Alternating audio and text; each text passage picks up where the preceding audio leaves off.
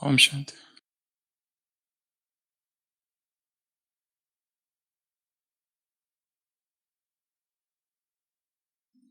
किसी देश के राजा का एक नियम था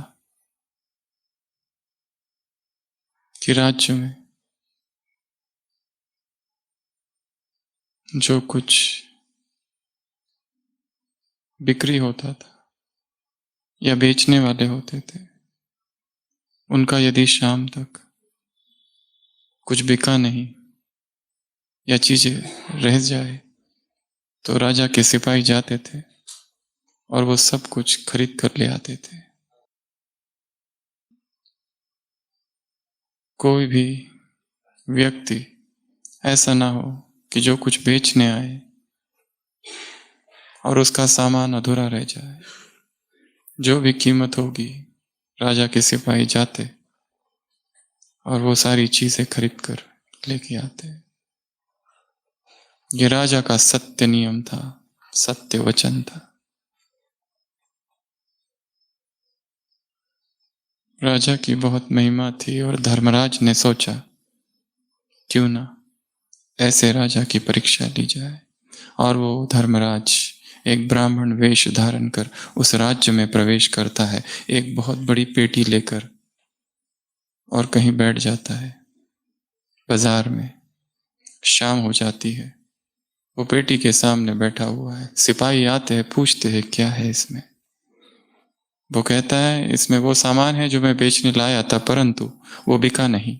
राजा के सिपाही पूछते हैं इसमें है क्या। वो कहता है इसमें कूड़ा करकट है, गंदगी है, ये मैं बेचना चाहता हूं। सिपाही हंसते हैं, दिखाओ। वास्तव में उसमें कूड़ा करकट है, और वो कूड़ा करकट कौन खरीदेगा। राजा को जाकर खबर देते हैं। वो ब्राह्मण ये भी कहता है अगर आप नहीं लोगे तो मैं घर ले जाऊंगा। राजा कहता है जो कुछ होगा मोल भाव करके ले आओ। सिपाही पूछते हैं कितने का है। वो कहता है 1000 रुपया। सिपाही कहते हैं इस गंदगी का 1000, 200 में दे दो।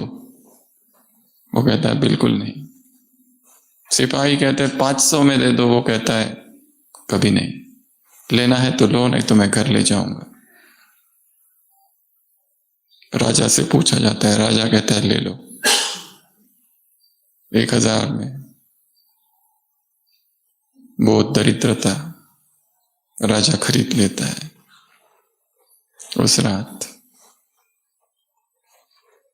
राजा सोया हुआ है और एक स्त्री भवन के द्वार से बाहर जा रही है। राजा पूछता है आप कौन हो और क्यों जा रही हो। वो कहती है मैं लक्ष्मी हूं और जिस घर में दरिद्रता है वहां मैं नहीं रह सकती, इसलिए मैं जा रही हूं। राजा कहता है ठीक है, पहले जाओ। थोड़ी देर के बाद एक सुंदर पुरुष जाने लगता है उस भवन से बाहर। राजा पूछता है आप कौन हो, और वो कहता है मैं दान हूं। जहां दरिद्रता है वहां दान कैसे, इसके लिए यहां मेरा कोई स्थान नहीं, मैं जा रहा हूं। थोड़ी देर के बाद और एक पुरुष जाने लगता है, पूछता है कौन हो। वो कहता है यज्ञ हूं।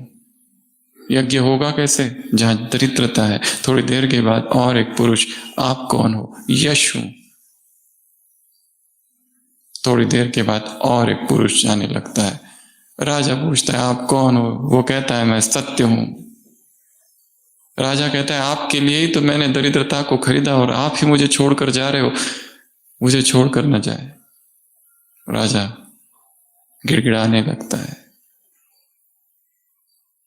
मेरा जीवन आप पर केंद्रित है, और वो सत्य रुक जाता है। और थोड़ी देर के बाद एक स्त्री वापस आती है। तो तुम कौन हो। मैं वही लक्ष्मी हूं, बिना सत्य के मैं नहीं रह सकती। और आता है कौन हो। यश हूं। और आता है यज्ञ हूं। और लास्ट में वो ब्राह्मण खुद आता है जो कि धर्मराज है, और वो राजा से कहता है कि मैं धर्मराज हूं। और तुमने सत्य के लिए जो कुछ किया उससे मैं प्रसन्न हूं। तुम्हें जो चाहिए वो मैं तुम्हें देने के लिए तैयार हूं। वरदान मांगो। राजा कहता है मेरे पास सब कुछ है, आपके किसी वरदान की मुझे आवश्यकता नहीं, आपके वरदान आपके पास ही रखो।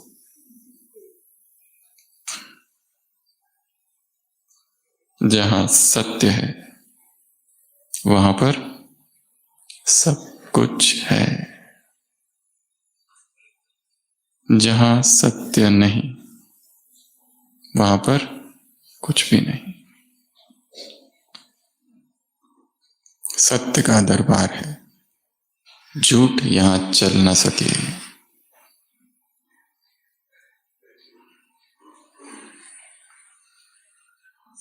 तीन अवस्थाएं।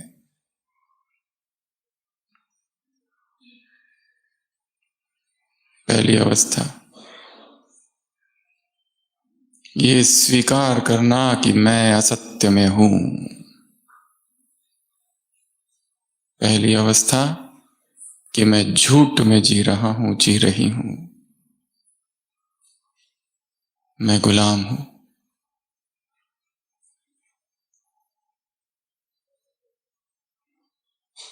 जो ये कहता रहता है मैं स्वतंत्र हूं, मैं स्वतंत्र हूं, और है गुलाम, वो कभी भी मुक्त नहीं हो सकता। यदि वास्तव में मुक्ति चाहिए तो सबसे पहली स्टेप, पहला कदम है स्वीकार्य, एक्सेप्टेंस, कि मैं गुलाम हूं।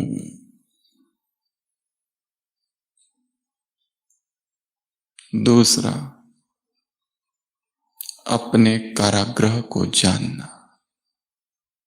मालिक हमेशा जो गुलाम होते हैं उनको कारागृह के विषय में कभी जानने नहीं देता है, छुपा के रखता है उसको कारागृह के ज्ञान से।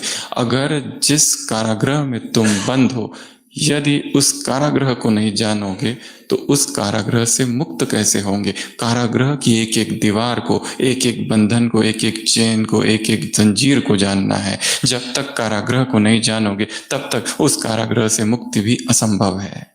और मालिक कौन है? मालिक असत्य के राज्य का राज्य अधिकारी कौन है? प्रेसिडेंट। कैसा है वो? बहुत से सिर है उसके, उसके मंत्री है, उसके महामंत्री है, उसके वकील है, उसके जज है। उसका रूप बाहर से कैसा है? मधुर। और उसकी शक्ति कैसी है? महान। और उसका प्रभाव कैसा है? सब पर, कोई भी छोटा नहीं है उससे। The ruling president of kingdom of untruth, सब उसके प्रभाव में। मालिक गुलाम से कहता है तुम कारागृह में हो ही नहीं, तुम तो भगवान के मंदिर में हो, तुम तो महल में हो, इसलिए बाहर जाने का तो सवाल ही नहीं। इसलिए और कोई दुनिया है ही नहीं, यही सब कुछ है, ये कारागृह ही सब कुछ है, ये बंदी गृह ही सब कुछ है, यही सत्य है, और कोई दूसरा सत्य ही नहीं है। हाँ, थोड़ी सी गंदगी है, दीवारों को साफ करो बस, पर है यही सत्य, सत्य और कुछ नहीं है। और धीरे धीरे गुलाम, धीरे धीरे गुलाम भूल ही जाता है कि वो कभी स्वतंत्रता भी था। और गुलामी का जीवन सुरक्षा का जीवन है। कोई झंझट है गुलामी में? सब कुछ मिलता है, सुरक्षा है। एक पक्षी जो पिंजड़े में है कितना सुरक्षित है, और एक पक्षी जो उन्मुक्त गगन में घूम रहा है कितनी असुरक्षा है। आंधी है, तूफान है, बादल है, धूप है, कुछ भी हो सकता है, अपघात है, असुरक्षा ही असुरक्षा है।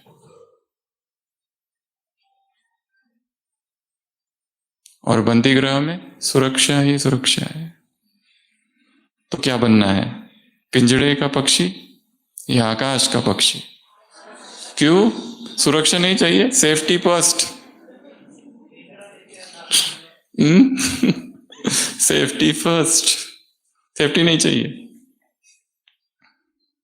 पिंजड़े का पक्षी दुखी रहता है और धीरे धीरे भूल ही जाता है कि वो कभी उड़ भी सकता था, क्योंकि उड़ने की अब आदत नहीं रही, उड़ने की प्रैक्टिस छूट गई है। इसके लिए कॉन्फिडेंस चला गया कि मैं उड़ भी सकता हूं, और उसी को स्वीकार कर लिया, उसी पिंजरे के जीवन को, उसी परिपाटी को, उसी परंपराओं को, उसी रूढ़िवादिता को, उसी मन की लीक को। मन वही घूम रहा है। हमारे मन में बहुत से विचार नहीं आते, थोड़े ही विचार है, पर वही वही विचार दोहराते रहते, एक लीक बन जाती है। कोलू के बहर की तरह वही वही विचार बार बार बार बार बार बार बार बार आते रहते हैं, और वही विचार और वही इमोशंस और वही फीलिंग्स और वही ट्रॉमेटिक मेमोरीज एक एडिक्शन बन जाता है। इसके लिए जब भी एकांत में जाओ तो वही विचार आता है कि सब ने मिलकर मेरी हंसी उड़ाई थी, सब ने मिलकर मेरा अपमान किया था, सब मेरे दुश्मन है, सब मेरे खिलाफ है, और मुझे कितना हर्ट किया गया था, और बचपन से यही मेरे साथ होते आ रहा है। बस वही विचार है, घटनाएं बदल रही है, विचार वही है, और हर घटना पर वही विचार थोपे जा रहे हैं। ये गुलामी है। अध्यात्म अर्थात गुलामी से मुक्ति, अध्यात्म अर्थात स्पिरिचुअल स्लेवरी से मुक्ति।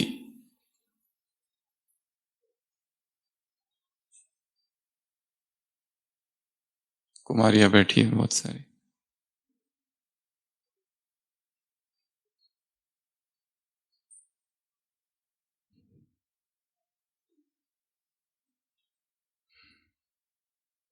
आकाश बनना है या आंगन? आंगन बन के नहीं रह जाना।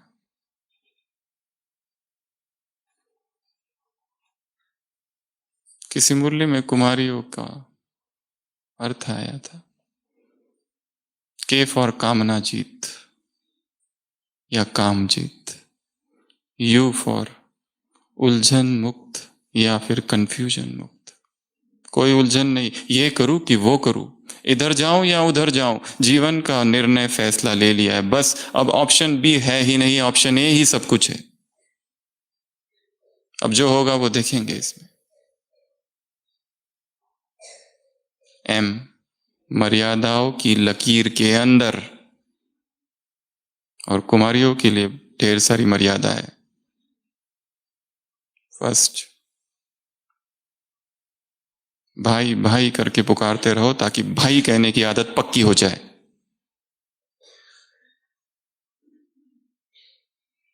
सेकंड, अपनी पर्सनल बातें किसी भी कुमार या भाई के साथ शेयर ना करें। थर्ड, अपने लाइक्स और डिसलाइक्स की चर्चा ना करें। मुझे ये पसंद है, अगर ऐसा कहा तो सामने वाला वही गिफ्ट देगा।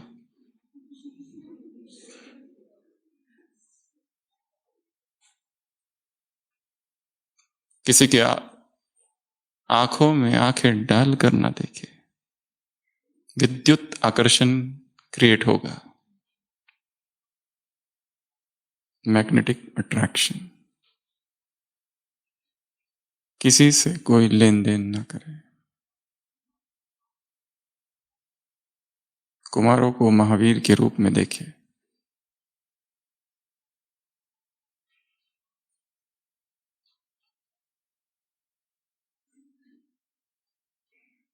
Know spiritual friendship.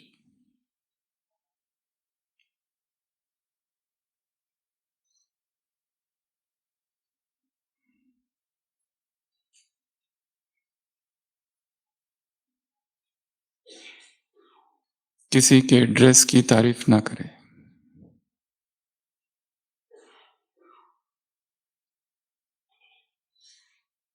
और ढेर सारे हैं, बीच बीच में आएंगे। अभी सत्य की ओर चलते हैं, नहीं तो सत्य रह जाएगा। एम फॉर मर्यादा, ए फॉर अभय। कुमारी अर्थात निर्भय, अभय, शेरनी, डर नहीं है किसी का। जहां पवित्रता है वहां डर है, किसी ने देख तो नहीं लिया। इम्प्योरिटी में कौन सा डर है? किसी ने देखा तो नहीं।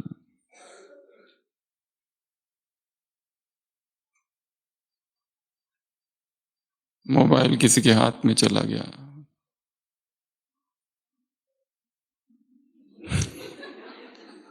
लॉक भी नहीं था, नींद ही उड़ गई।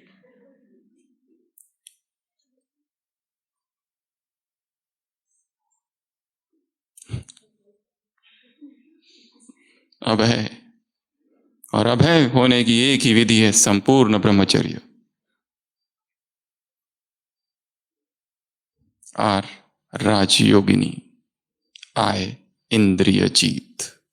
कुमारियों की ये 6 लक्षण है। जिसकी इंद्रिया उसके वश में है, जो तपस्विनी है, जो राजयोगिनी है, जो मर्यादाओं की लकीर के अंदर है, जो उलझनों से मुक्त है, कोई कंफ्यूजन नहीं है। अब ये करूं कि वो करूं, यहां जाऊं या वहां जाऊं, यहां रहूं कि वहां रहूं, यहां रहूं तो क्या, वहां रहूं तो क्या।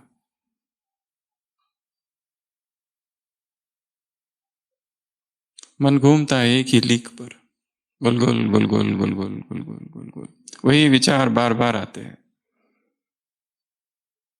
एक हवाई जहाज बना, काल्पनिक कहानी, स्वचलित हवाई जहाज, सारे यात्रीगण बैठ गए और सूचनाएं हो रही है। इस हवाई जहाज में कोई भी पायलट नहीं है, परंतु यात्री घबराए ना, सारी व्यवस्था कर रखी गई है। यात्री घबराए नहीं, लाल रंग का बटन दबाए भोजन आएगा, पीले रंग का बटन दबाए नाश्ता पानी आएगा, नीले रंग का बटन दबाए और जो चाहिए वो आएगा। टेक ऑफ किया हवाई जहाज और सूचनाएं हो रही है। घबराने की कोई आवश्यकता नहीं है, सारी व्यवस्था कर दी गई है, सारी सुविधाओं का ध्यान रखा गया है। यंत्र में कोई भी भूल नहीं है। डैश डैश डैश, थोड़ी देर के बाद यंत्र में कोई भूल नहीं है, यंत्र में कोई भूल नहीं है, यंत्र में कोई भूल नहीं है, यंत्र में कोई भूल नहीं है, बस रिपीट होते जा रहा है।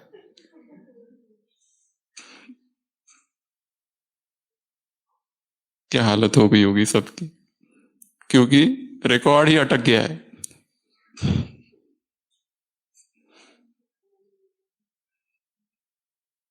वैसे विचारों के रिकॉर्ड भी अटक जाते हैं किसी घटना पर, किसी व्यक्ति पर, फिर वही अच्छा लगने लगता है, उसकी हर बात अच्छी लगने लगती है। जिसके साथ सेवा करना अच्छा लगता है उससे पहले दूर हो जाओ। रूल नंबर, अनदर रूल कुमारियों के लिए।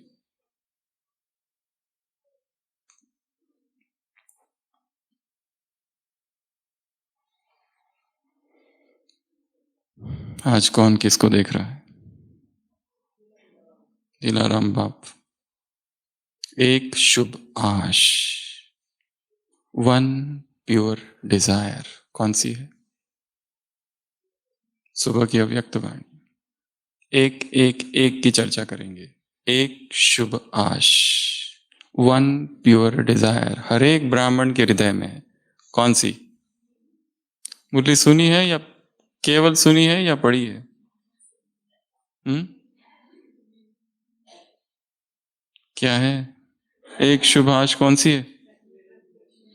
व्यक्त शरीर में रहते अव्यक्त मिलन, व्यक्त शरीर में रहते अव्यक्त मिलन, ये शुभ आश हो, वन प्योर डिजायर।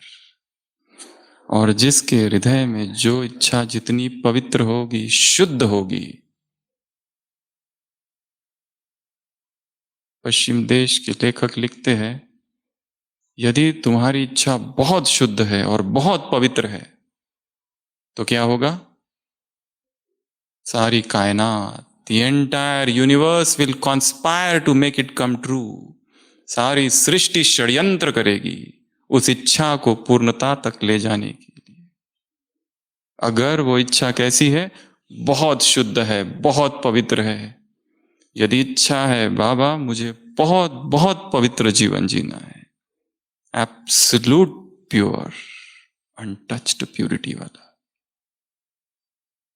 तो ये इच्छा कौन पूरी करेगा? परमात्मा तो करेगा, परंतु सृष्टि पूरी करेगी। सारी सृष्टि षड्यंत्र करेगी। जीवन में ऐसे इवेंट्स होंगे, ऐसी घटनाएं घटेगी अपने आप कि वो सब अपवित्रता वाली बातें छूटती जाएगी। वो सारे संस्कार, वो सारे विकार, वो सारे स्वप्न, वो सारी फैंटेसीज, इमेजिनेशंस अपने आप केवल इस इच्छा को क्या करो? मजबूत करो, रिपीट करो, दोहराओ। मधुबन में हो, मधुबन है कर्म भूमि, मधुबन है वरदान भूमि, मधुबन है साल्वेशन की भूमि, मधुबन है पीस पैलेस।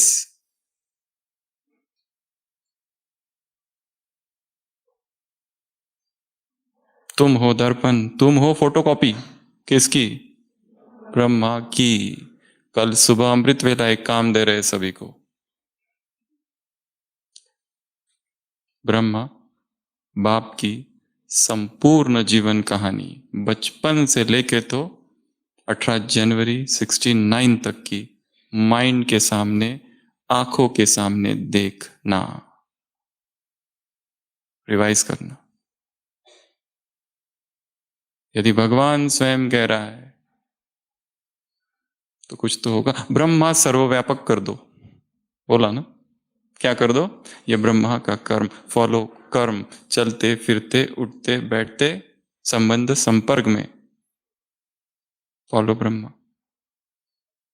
तो जिसको फॉलो करना है उसका पता तो चाहिए, वो है कौन, उसने किया क्या।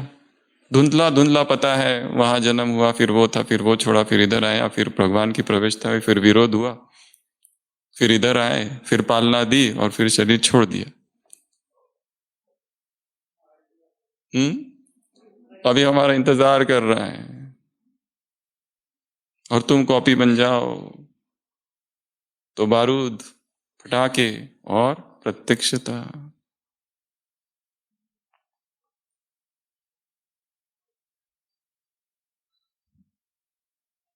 उसके जीवन की स्टडी करनी है। एक स्टडी है किताबों से, एक स्टडी है अनुभवों से दूसरों के, जिन्होंने उनके साथ जी। एक दूसरा भी विधि है, उसी को पूछो कि क्या था है। क्योंकि जो लिखा है शायद वो पूरा नहीं लिखा जा सकता। जो बता रहे हैं वो बताते समय बहुत कुछ थोड़ा तो मिक्स हो गई, थोड़ा तो। एक ही विधि है, जिसकी जीवन कहानी है उसी से पूछो। आप बीती तुम ही बताओ क्या क्या हुआ तुम्हारे साथ और तुमने क्या क्या किया। वो खुद बताएगा। बताएगा कि नहीं बताएगा? बताएगा।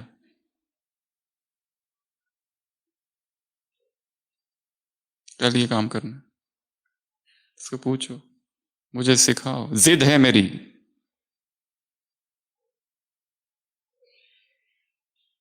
बताओ नहीं, दिखाओ। बताओ नहीं, दिखाओ। मैं देखना चाहता हूं, चाहती हूं पूरा, एक एक चीज, एक एक घटना। दिव्य दृष्टि दो, यदि इन आंखों से नहीं देख सकते तो वो देगा। और देखो,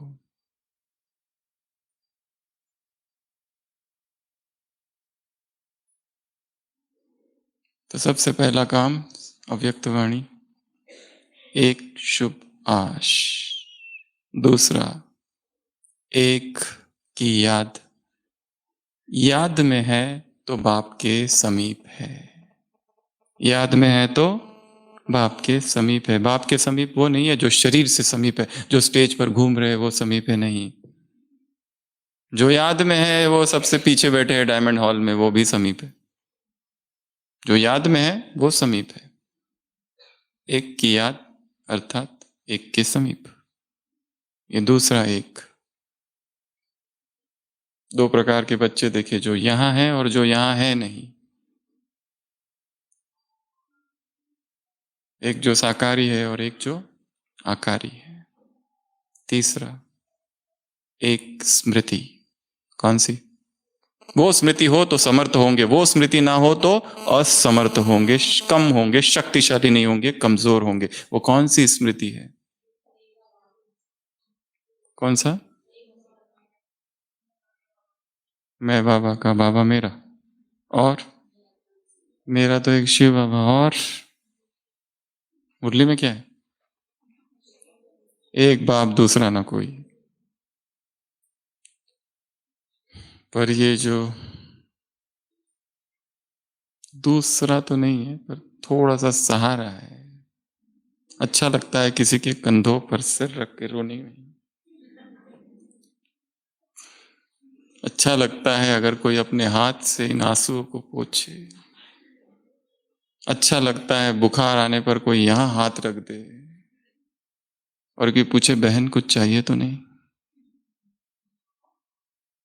रूल कुमारियों के लिए, नो टच।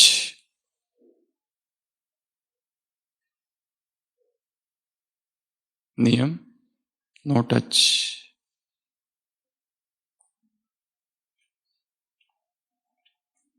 टच से आकर्षण उत्पन्न होगा।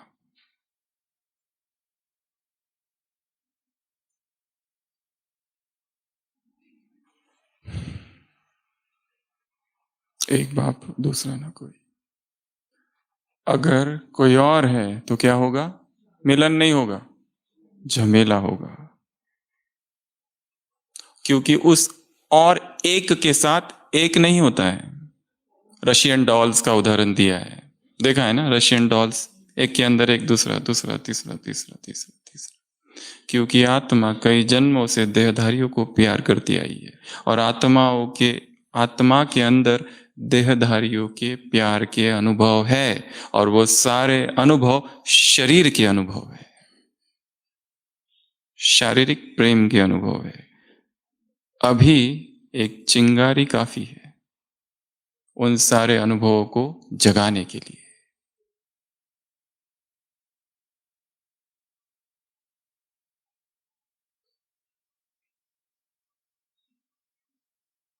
किसी भी कुमार के साथ अकेले घूमने न जाना, रूल। अकेले बैठकर ज्ञान की चर्चा बहुत महंगी पड़ सकती है, क्योंकि उससे दोस्ती हो जाएगी, स्पिरिचुअल फ्रेंडशिप हो जाएगी। फिर हर पॉइंट को समझने के लिए, समझाने के लिए वही चाहिए। तुम्हें क्या लगता है बाबा क्या कह रहा है? चर्चा तो ज्ञान से ही शुरुआत होती है। विकारों का आकर्षण नहीं है ब्राह्मणों को, पर प्यार का आकर्षण जरूर है, क्योंकि प्रेम तो दिव्य गुण है।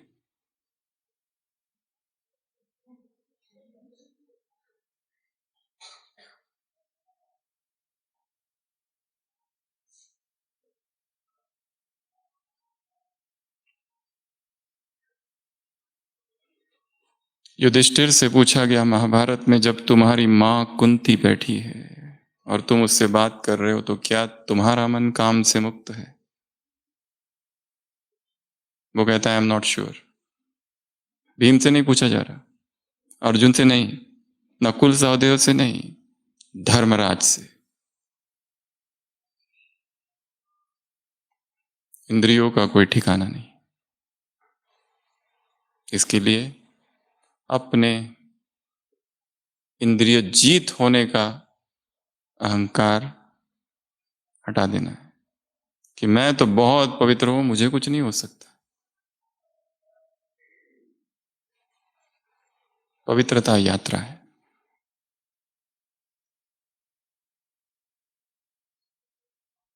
तीन स्टेप्स हम बता रहे थे।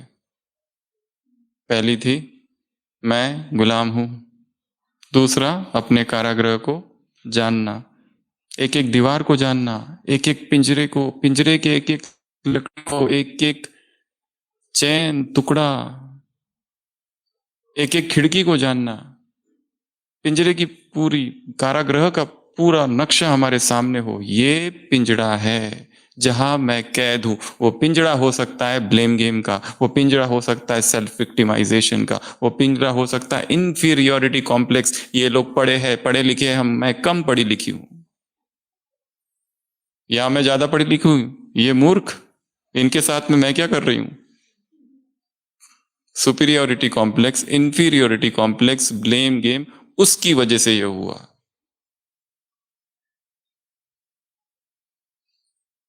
Adjustment issues. अपने पिंजरे को जानना, और अपने पिंजरे को सोने का महल नहीं समझना, क्योंकि पिंजरे में धीरे धीरे मोह हो जाता है। सोने की जंजीरें हैं तो उससे नफरत होगी, परंतु यदि जंजीरें ही सोने की है तो उन जंजीरों से ही मोह हो जाता है। मालिक कहेगा निकालता हूं, हम कहेंगे नहीं, रहने दो, कल तक रहने दो, एक रात रहने दो। आज कहा ना बाबा को, बाबा थोड़ा सा मौज मना लेते हैं, असत्य की मौज मनाएंगे अभी तो 100 गुना पश्चाताप करना पड़ेगा फिर।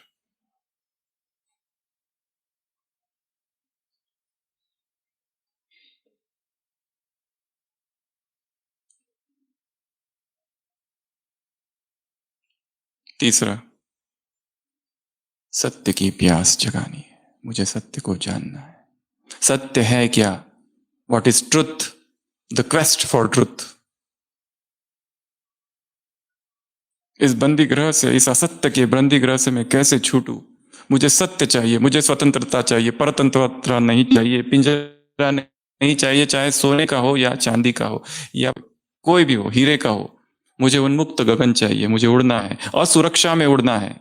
समर्पण अर्थात असुरक्षा में छलांग, सरेंडर अर्थात jump into the unknown, jump into the insecurity. कुछ पता नहीं क्या होगा, दादियों को पता था क्या होने वाला है, कूद गए सीधा।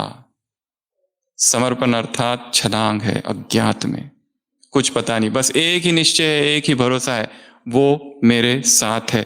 मेरे सारे काम मेरा खुदा करेगा, मेरे सारे काम मेरा खुदा करेगा, मेरी लाज वो रखेगा। तुम मेरी राखो लाज हरी। हे गोविंद, हे गोपाल, भगत गाते हैं, तुम मोरी राखो लाज हरी। किसके पास जाऊं, किससे भीख मांगू? कोई भी सहारा नहीं है, केवल तुम ही हो।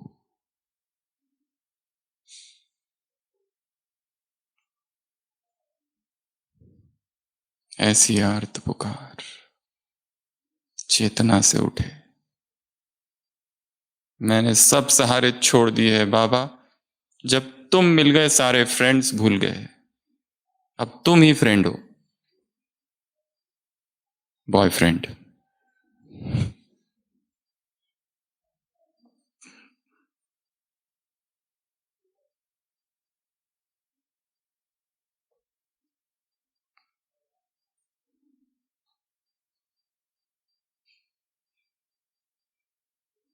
तीन अवस्थाएं। पहली, मैं गुलाम हूं, बंधु मन के किसी वासना में, मन की किसी कामना में, किसी हर्ट में। अब मुझे मुक्त होना है, प्यास जगानी है अपने अंदर, मुक्ति की प्यास। एक राजा एक पक्षी को ले आया और पिंजरे में डाल दिया। पंछी रो रहा है, राजा सोच रहा है गीत गा रहा है। पंछी चिल्ला रहा है, राजा और बाकी मंत्री खुश हो रहे, कितना मधुर संगीत है। उसे क्या पता उसे क्या चाहिए। वो पंछी दुखी है, उसे उड़ना है, उसे नहीं चाहिए यहाँ का भोजन, उसे नहीं चाहिए ये सुविधा, उसे आकाश चाहिए। उसकी प्यास उस आकाश की है, वो दुखी है। और एक दिन उस रास्ते से एक फकीर गुजर रहा है और वो फकीर एक गीत गाता है। उस गीत का भावार्थ ये था कि यदि तुम्हें मुक्त होना है तो सत्य की शरण लो। बाजार से गुजर रहा है वो फकीर, हजारों लोग सुन रहे हैं उसका ये गीत, पर कोई नहीं सुन रहा, क्योंकि सत्य की, मुक्ति की प्यास ही नहीं है किसी में। भगवान चिल्ला रहा है ऐसे करो ऐसे करो, पर हम सुन कहां रहे हैं।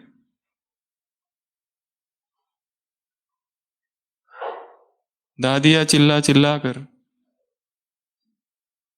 कहती थी, चली गई, कि ऐसे करो, पर कानों में कहां पड़ रहा है, क्योंकि अंदर प्यास ही नहीं है मुक्ति की। हम बड़े कंफर्टेबल है अंदर, टाइम पर सब कुछ मिल रहा है।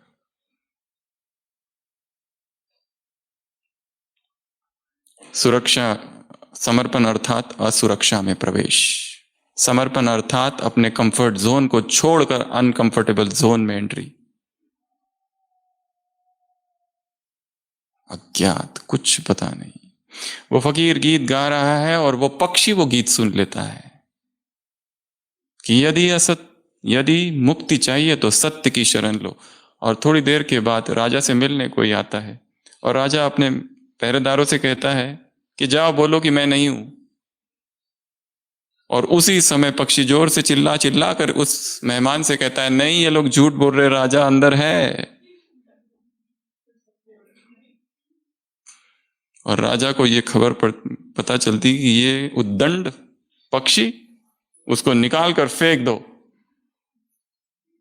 और वो फेंक दिया जाता है और उड़ने लगता है। उसी झाड़ पर एक तोता बैठा हुआ है, कहता है, अरे मूर्ख, कहाँ उड़ चले इतना अच्छा पिंजरा छोड़ के। इतना सुरक्षा का जीवन छोड़ के कहाँ जा रहे हो तुम, अंदर आ जाओ। पर पक्षी अब कहाँ सुनेगा, वो तो परवाज ले चुका, उड़ान भर चुका, अब उसे सुनना नहीं है, अब तो उड़ रहा है। और तोता सोचता है इसको जाने दो, मैं ही चुपचाप जाके बैठ जाता हूं। और वो तोता अंदर जाके बैठ जाता है, बंद हो जाता है और बहुत खुश है। समय पर सब कुछ मिलता है, मेहनत करने की जरूरत नहीं, मजदूरी करने की जरूरत नहीं, टाइम पर भोजन, सारी सुविधाएं, एसी,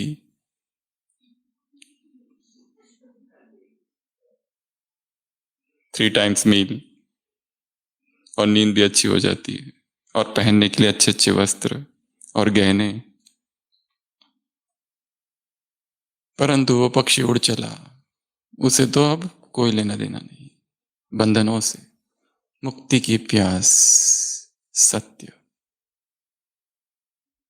फिर से सुबह की मुरली पर आते, जमेला अर्थात किसी और को लाना, किसी देहधारी को, किसी व्यक्ति को लाना, प्रकृति के साधन को आधार बनाना अर्थात बाप से किनारा कर देना। और बाप से किनारा करना अर्थात कितने हिसाब किताब है, क्या कहा, कौन सी मशीनरी एक्टिवेट हो जाती है, ऑटोमेटिक ईश्वरीय मशीनरी एक्टिवेट हो जाती है। फिर सत्य जो है वो सत्य नहीं दिखता, असत्य सत्य दिखाई देता है, रॉन्ग राइट दिखाई देने लगता है, और उल्टी जजमेंट होती है। क्योंकि आपने रावण के किंगडम में प्रवेश कर लिया, जहां रावण प्रेसिडेंट है और उसका रूप बहुत लुभावना है। रावण कभी रावण रूप में थोड़ी आता है, ब्राह्मण बनकर आता है। रावण कभी रावण के रूप में नहीं आता है, वो व्हाइट ड्रेस पहनकर और बैच लगा कर आता है। लिखा थोड़ी होता है मैं रावण हूं, तो सब अलर्ट हो जाएंगे, रावण है इससे दूर रहो। वो तो सुबह शाम ब्रह्मा भोजन भी खाता है और शक्तिशाली बनता है। पर हमें आइडेंटिफाई करना है, ये मेरे लिए रावण है। यदि कोई एक दूसरे की ग्लानि करता है, ऐसे लोगों से क्या करो, क्या समझो अपने आप को, उसको क्या समझो। कुछ दिनों पहले मुरली थी, दुश्मन, बड़ा दुश्मन।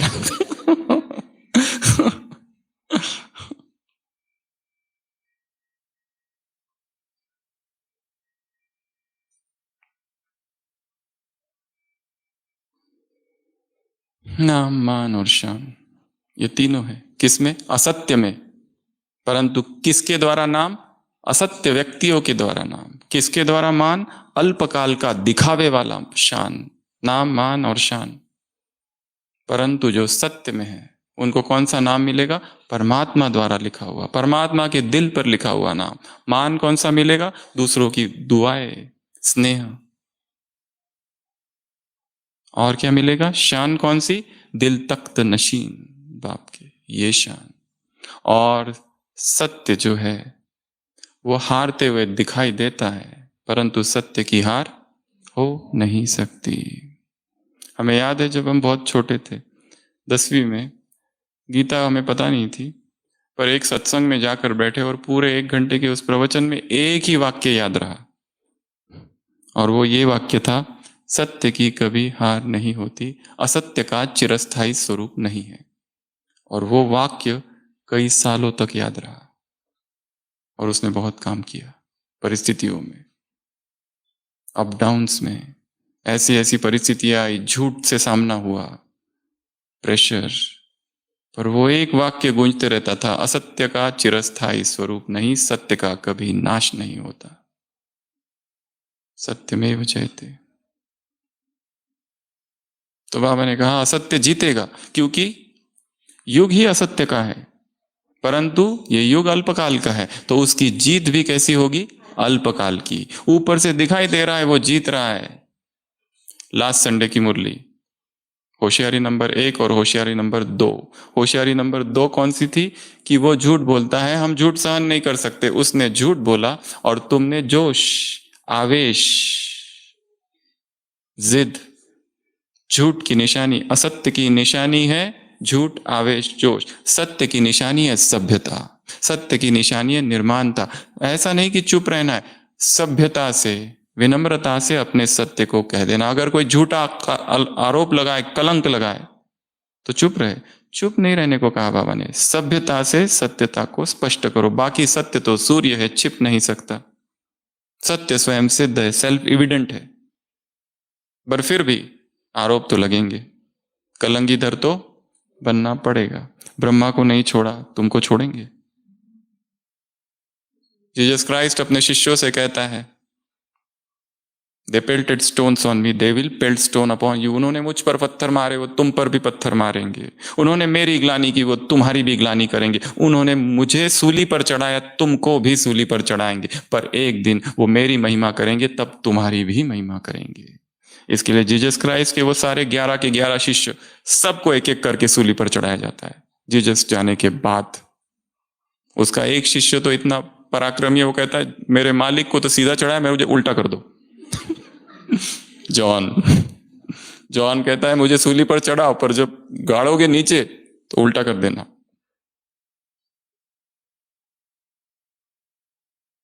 My master is greater than me.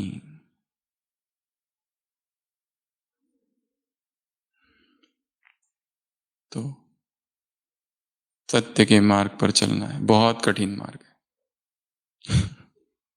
बहुत कठिन, क्योंकि असत्य का राज्य है, जहां तहां झूठी झूठ, झूठी झूठ, झूठी झूठ है, सब जगह झूठ है। और झूठ बोलना एक आदत सी बन गई है। विदेश का एक लेखक लिखता है कि मनुष्य झूठ के बिना रह ही नहीं सकता, कंपलसरी है। वो वर्तमान की सिचुएशन देखकर बोल रहा है। हिटलर ने अपनी जीवन कहानी मेन कैंप जर्मन में लिखी हुई में लिखा है, यदि तुम झूठ को दोहराते जाओ तो पब्लिक धीरे धीरे मान जाएगी। फोर्सफुली दोहराते जाओ झूठ को, और ऐसे बताओ लोगों को कि वो सत्य है, धीरे धीरे वो मानने लगती है। क्योंकि अंधेर नगरी चौपट राजा है संसार, झूठ का साम्राज्य है यहां पर, रूलिंग प्रेसिडेंट ही रावण है। इसलिए सत्य के मार्ग पर तो चलना है, उसके लिए बहुत धीरज, बहुत धैर्य, बहुत तपस्या का मार्ग है।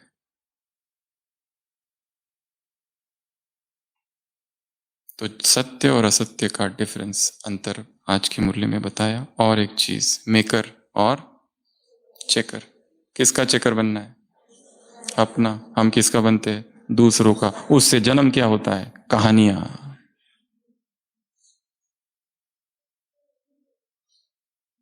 हमने दूसरों पर पीएचडी कर रखी है, और खास अपने अमृत वेले का टाइम दिया है उसके अवगुणों का गहन चिंतन करने के लिए, ताकि उसकी सबके सामने ग्लानि हो तो कोई ये ना कहे कि मैं ग्लानि कर रहा हूं। हम ज्ञान युक्त ग्लानि करते हैं, ऐसी ग्लानि कि किसी को ये ना लगे कि पर्सनल कोई दुश्मनी है। हम ज्ञान के हिसाब से कर रहे हैं, युक्ति युक्त, ज्ञान युक्त, योग युक्त होकर।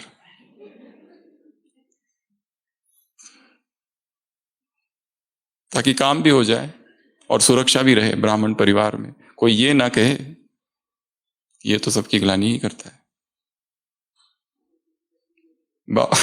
अमृत से टचिंग भी अच्छी होती है। और जो दूसरों की ग्लानि करता है उसको लोग बड़ा होशियार समझने लगते हैं।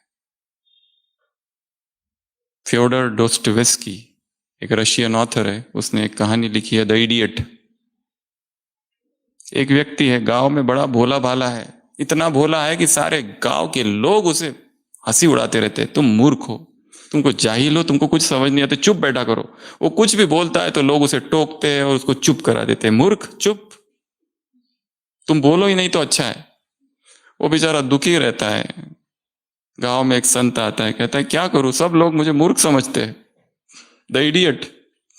वो कहता है एक काम करो, जब भी कोई कुछ बात कहे ना उसके विरोध में बोलो। अगर कोई कहे क्या पर्वत है, तुम कहो ये पर्वत बिल्कुल अच्छा नहीं है, पर्वत फालतू पर्वत है, ऐसे तो कितने मैंने देखे हैं।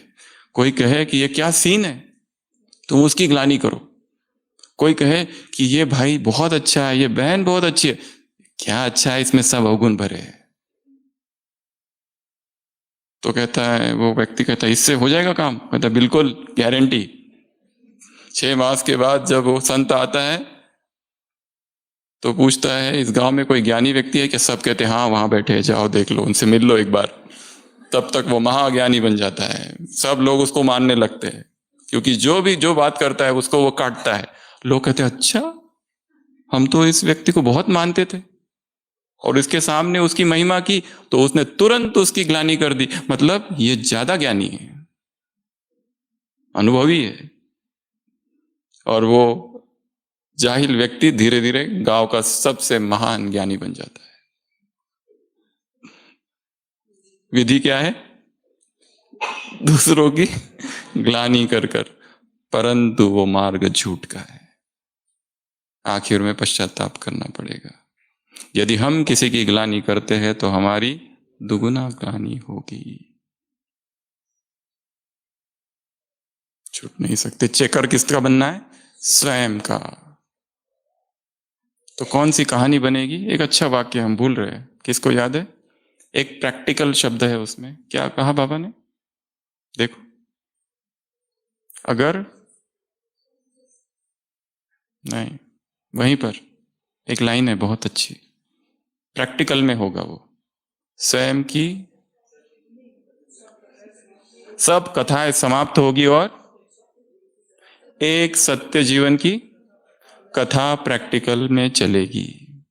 सब कथाएं समाप्त होगी और एक कथा प्रैक्टिकल में चलेगी, सत्य जीवन की। यदि हम खुद की चेकिंग करें तो दूसरों के जीवन में क्या करना है, क्या चल रहा है, हमें क्या करना है उससे, वो जाने, भगवान जाने। उसकी ग्लानि कर कर, उसकी निंदा कर कर। बाबा ने लास्ट संडे ये भी कहा था ना, होशियारी नंबर 1, दूसरों की छोटी बात को हम क्या करते? बड़ी। और अपनी छोटी बात को, अपनी बड़ी बात को छोटी। इसमें पीएचडी हासिल है हमको। ये 2 होशियारी थी लास्ट संडे की मुरली। माइंड योर ओन बिजनेस, ये भी एक रूल है, वही कुमारी वाले रूल्स में। उसका क्या हो रहा है, वो कहाँ जा रही है, उसको वहां से वहां क्यों भेजा,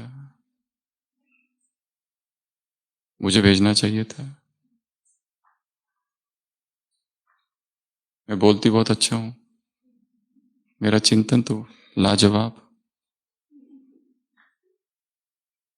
जिह्वा पर सरस्वती बैठी है, फिर भी मुझे छोड़कर किसी और को, बाबा ये अन्याय है तुम्हारे दरबार में।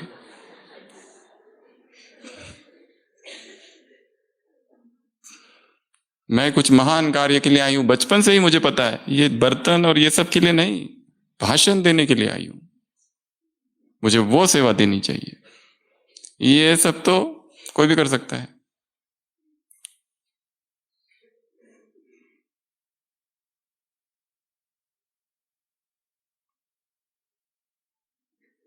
खुद के चेकर बनना है और दूसरों के maker, king maker.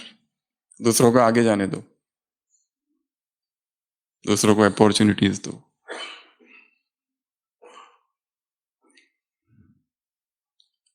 Yashoda Jashoda माँ के जीवन में एक बहुत अच्छा वृत्तांत है।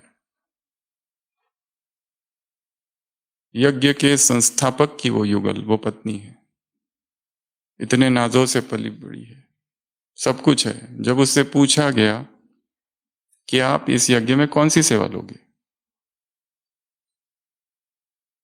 उन्होंने कहा था झाड़ू पोछा बर्तन साफ करने की सेवा। ये निरंकारिता का भी प्रमाण है और इसका भी प्रमाण है। नहीं तो लोग कहेंगे देखो ये ब्रह्मा की पत्नी है इसलिए ब्रह्मा ने उसको हाई पोस्ट पर रखा। उसने मधुबन निवासियों से मुलाकात, मधुबन निवासी अर्थात विशेष आत्मा है। हर कर्म में विशेषता हो, पाप को फॉलो करने वाले हो, दर्पण हो, जगे हुए दीपक हो, आशाओं के दीपक, हार्ड वर्कर हो, बिजी रहना है। बिजी रहना अर्थात भाग्यशाली की निशानी। बीमारी से मुक्त, सब काम मैं ही करूं क्या? अच्छा है तुम ही करो, भाग्य बनेगा। भाग्य को बांटना क्यों है दूसरों के साथ इस काम में, ये सोच। और क्या कहा मधुबन वालों से? वरदान, वरदान भूमि, साल्वेशन भूमि, भाग्यवान और खुशनसीब, और अपने कर्म को ब्रह्मा जैसे बना देना। जैसे ब्रह्मा के कर्म थे वैसे हमारे कर्म हो जाए, फोटोकॉपी बन जाए। पीस पैलेस में बैठे हो, पीस की किरणें फैलाओ। आत्माएं दुखी है, भिखारी है, न बुरा देखो, न सुनो, न बोलो, न सोचो, न करो।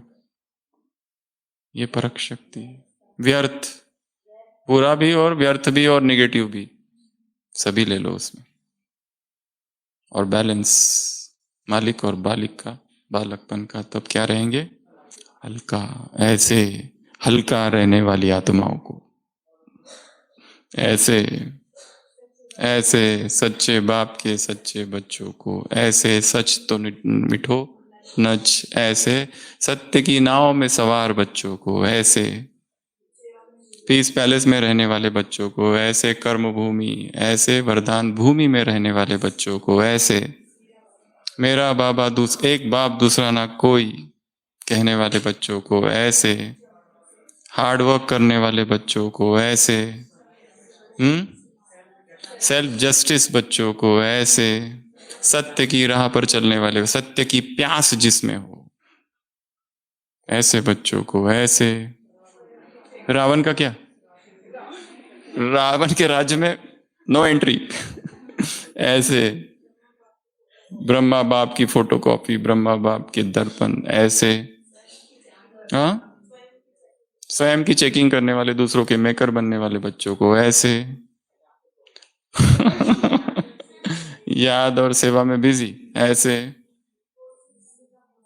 किसी के संग का प्रभाव ना हो, केवल एक बाप के संग का प्रभाव और किसी के संग का प्रभाव नहीं।